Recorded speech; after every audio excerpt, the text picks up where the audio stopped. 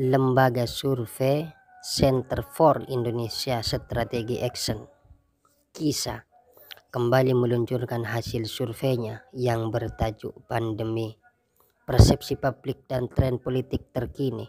Adapun hasil survei tersebut merupakan review termin ketiga survei berskala yang telah dilakukan sebelumnya pada bulan Mei 2021.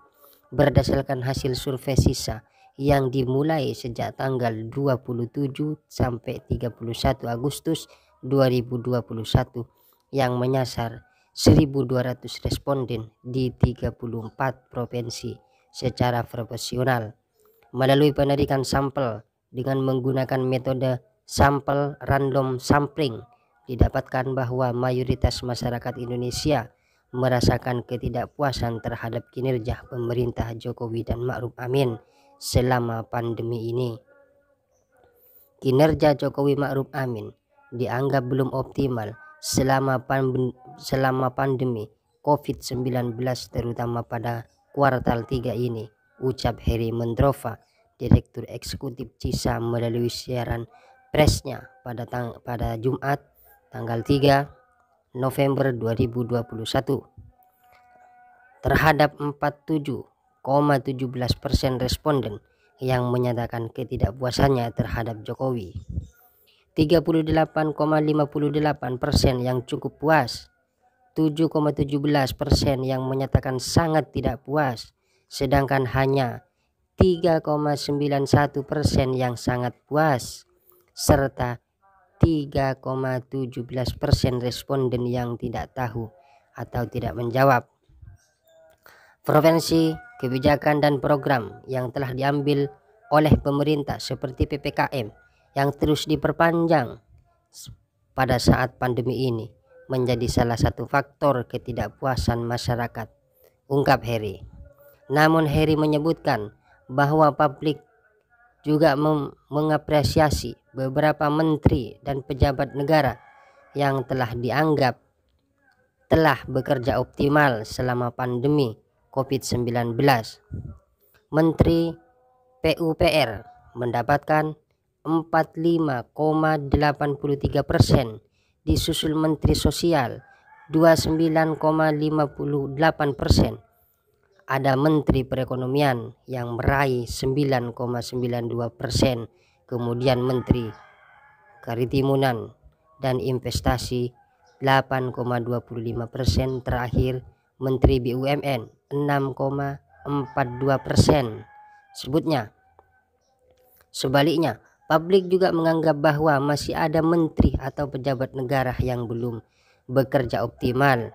Sebanyak 31,25% memilih Menteri Perdayaan sebagai pembantu presiden yang belum mampu memberikan kontribusi terhadap kinerja pemerintah.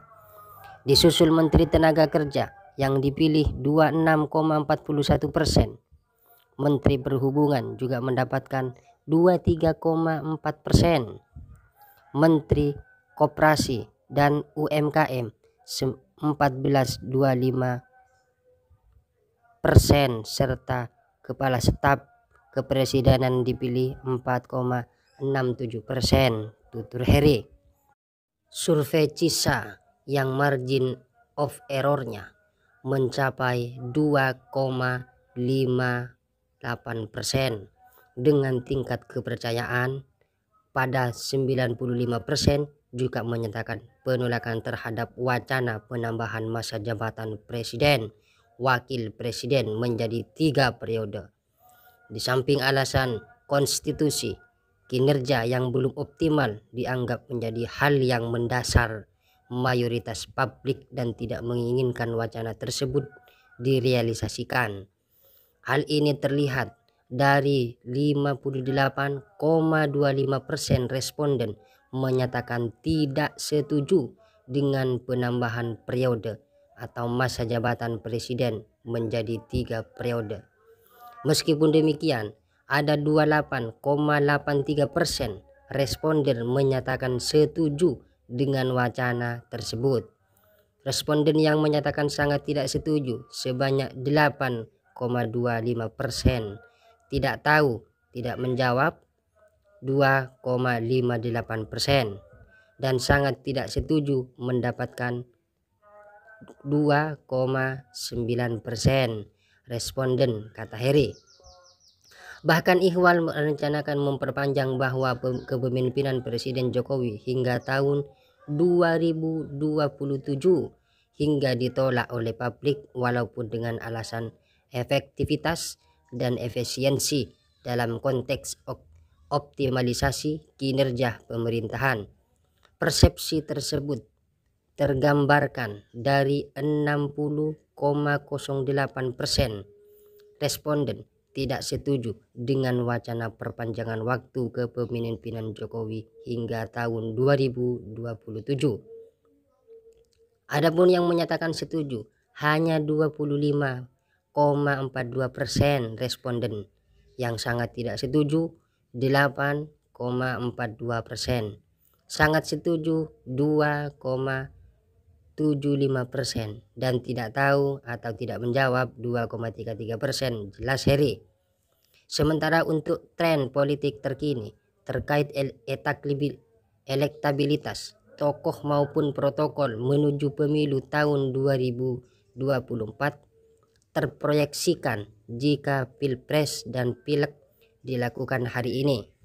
Terhadap 16,92% responden memilih Ganjar Pranowo, yang membuatnya unggul dari semua kandidat setelah pada periode survei CISA sebelumnya didominasi oleh Anies Baswedan, yang harus puas berada di posisi ketiga dengan mendapatkan 16,75%. Sedangkan di posisi kedua masih dipegang oleh Agus Harimurti Yudhoyono (AHY), terus menunjukkan konsistensi kenaikan elektabilitasnya dengan meraup 16,83%, ujar Heri. Menariknya, Airlangga Hartarto justru menunjukkan peningkatan signifikan terhadap elektabilitasnya, sedangkan Prabowo Subianto mengalami penurunan. Prabowo Subianto justru menunjukkan penurunan elektabilitasnya dari bulan Mei 2021 dan hanya mendapatkan 10,8%, sedangkan Airlangga Hartarto justru menunjukkan peningkatan signifikan dan meraih 7,5%. Disusul Ridwan Kamil mendapatkan 5,92%, Sandiaga Uno 5,8%, Muhaimin Iskandar 5%, Puan Maharani 3,67%, serta yang tidak tahu atau tidak menjawab sebanyak 12,17%, terang Heri. Di sisi lain, Partai Demokrasi Indonesia Perjuangan (PDIP) hingga saat ini mendominasi peta elektoral parpol di Indonesia.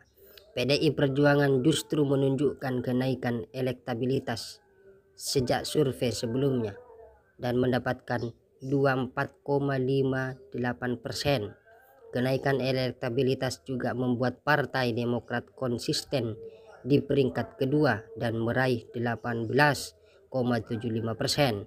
Hal yang sama juga menguatkan kembali Partai Golkar di posisi ketiga yang meraup 14,25%, serta Partai Kebangkitan Bangsa yang mendapatkan 10,76%, jelas Heri.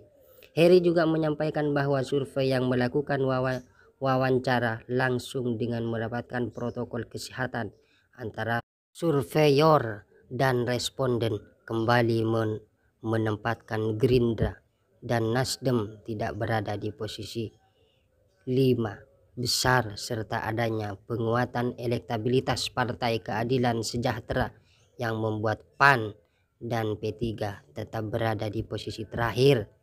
Gerindra mengalami penurunan dan mendapatkan 7,25%, sedangkan PKS kembali konsisten menguatkan di angka 9,33%, serta Nasdem harus puas karena hanya mendapatkan 5,33% di posisi terakhir. Ada Partai Amanat Nasional PAN yang mendapatkan 3,70% dan Partai Persatuan Pembangunan sebesar 2,92%. Namun masih terdapat 3,17% masyarakat yang tidak tahu atau tidak menjawab. Puasnya, pungkasnya Heri.